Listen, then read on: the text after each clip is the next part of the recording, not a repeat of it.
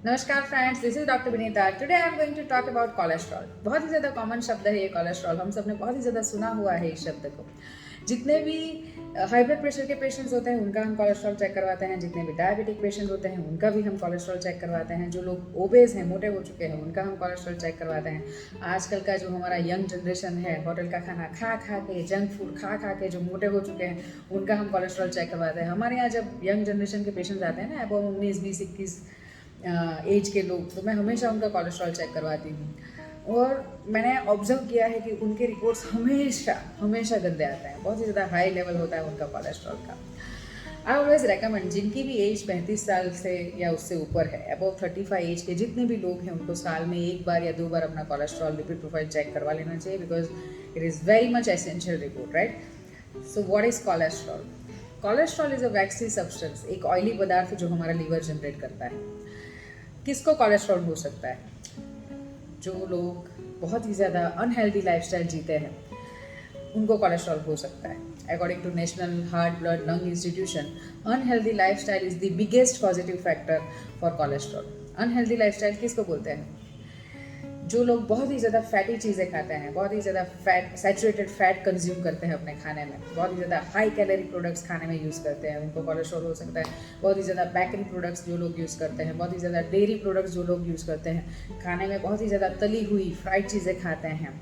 जब कोई भी खाना बनाते हैं तो बहुत ही ज़्यादा ऑयल उनमें यूज़ करते हैं, जैसे कोकोनट ऑयल हो गया, सिंग तेल हो गया, कपासिया का तेल हो गया, या सनफ्लावर ऑयल हो गया, किसी भी प्रकार का ऑयल बहुत ही ज़्यादा यूज़ करते हैं, उनको कोलेस्ट्रॉल हो सकता है।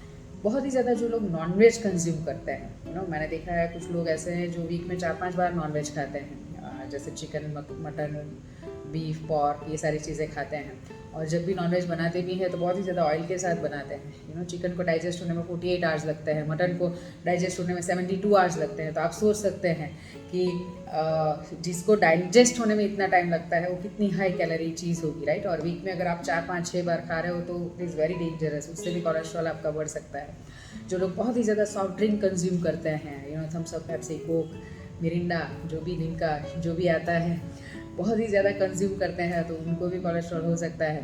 बहुत ही ज़्यादा जो लोग अल्कोहल कंज्यूम करते हैं, अल्कोहल में बहुत सारी चीज़ें आती हैं, जैसे बियर और बहुत ज़्यादा आते हैं, तो अल्कोहल का बहुत बड़ा लिस्ट है, तो उनको भी कोलेस्ट्रॉल हो सकता है, राइट। जिनकी हैबिट सिडेंट्री है, बहुत ही ज़्यादा सिडेंट्री हैबिट है, जैसे अपने आप से अपना काम नहीं करते हैं, पूरा स्केड्यूल लेज़ी है, पूरा दिन बैठे रहते हैं, बहुत ही ज़्यादा सोते हैं, तो उनको कोलेस्ट्रॉल हो सकता है। कुछ लोग ऐसे हैं जिनकी बेचारों की जॉब ऐसी होती है, जिनको पूरा दिन बैठे रह के ही अपना काम करना है, तो उनको भी कोलेस्ट्रॉल हो सकता है, बिकॉज वो लोग अपनी कैलोरी को ज़्यादा यूटिलाइज नहीं कर पाते हैं because of their job, right.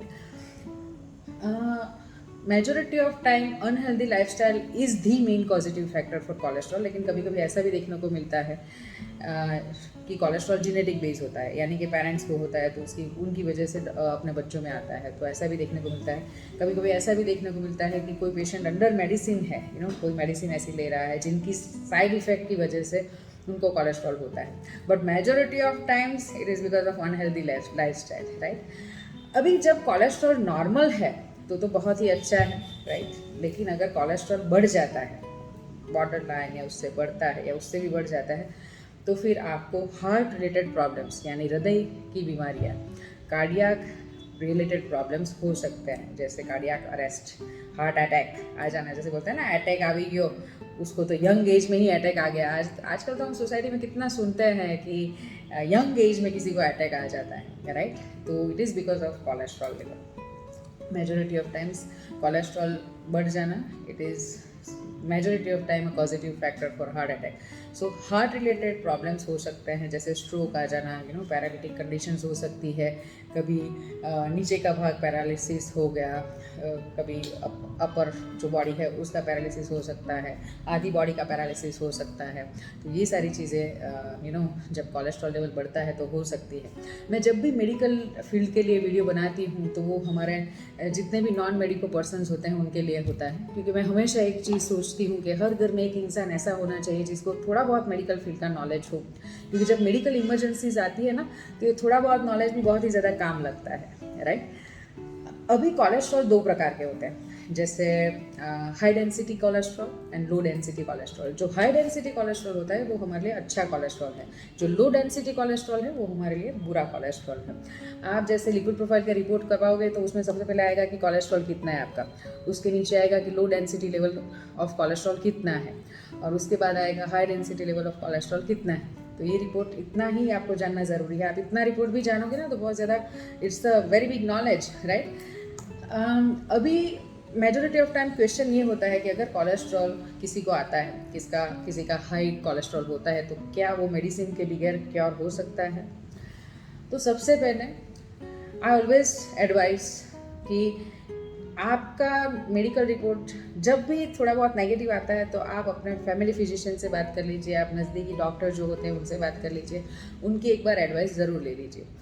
And जहाँ तक विदाउट मेडिसिन का सवाल है, कोई भी चीज़ अगर प्राइमरी स्टेज में है, बॉर्डर लाइन है या उससे थोड़ी ज़्यादा है, तो विदाउट मेडिसिन भी आप उनको क्योर कर सकते हैं। जैसे हमारे यहाँ हाई ब्लड प्रेशर के पेशेंट्स आते हैं, उनका कोलेस्ट्रॉल लेवल थोड़ा बहुत ज़्यादा होता है, या जब कोई इंसान सिर्फ कोलेस्ट्रॉल का प्रॉब्लम लेके आता है हमारे यहाँ, तो विदाउट मेडिसिन ही हम उनको क्योर करके देते हैं, जब या तो बॉर्डर लाइन हो या उससे थोड़ा ज़्यादा हो। Lifestyle modification is the main treatment for cholesterol. आप लाइफस्टाइल मॉडिफिकेशन क्या होता है, जैसे खाना पीना सोना सब कुछ चेंज हो जाता है, पेशेंट टू पेशेंट एडवाइजेज अलग हो जाती है, patient to patient diet plans अलग होते हैं, एक्सरसाइज का प्रकार अलग होता है, हाइट के अकॉर्डिंग भी एक्सरसाइज अलग हो जाती है।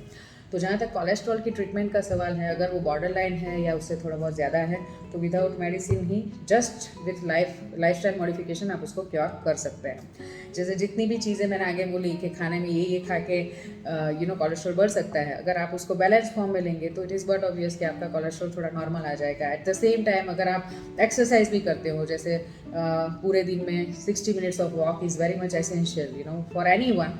अगर कोलेस्ट्रॉल के पेशेंट है तो उनके लिए तो बहुत ही अच्छा है अगर आप दिन में 2 बार 30 मिनट 30 मिनट्स ऑफ वॉक करते हो। It is very much essential.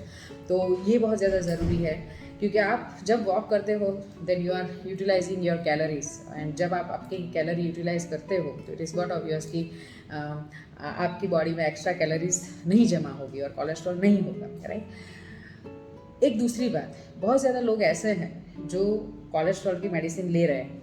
जब कोलेस्ट्रॉल की मेडिसिन चालू भी है फिर भी लाइफस्टाइल मॉडिफिकेशन बहुत ही ज़्यादा ज़रूरी है। ऐसा नहीं है कि आप कोलेस्ट्रॉल की दवाई ले रहे हो तो फिर आपको लाइफस्टाइल मॉडिफिकेशन की ज़रूरत नहीं है।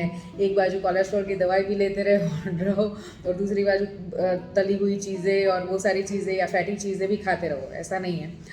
आप कोलेस्ट्रॉल की दवाई ले भी रहे हो then it is very much necessary कि आपकी लाइफस्टाइल मॉडिफिकेशन हो।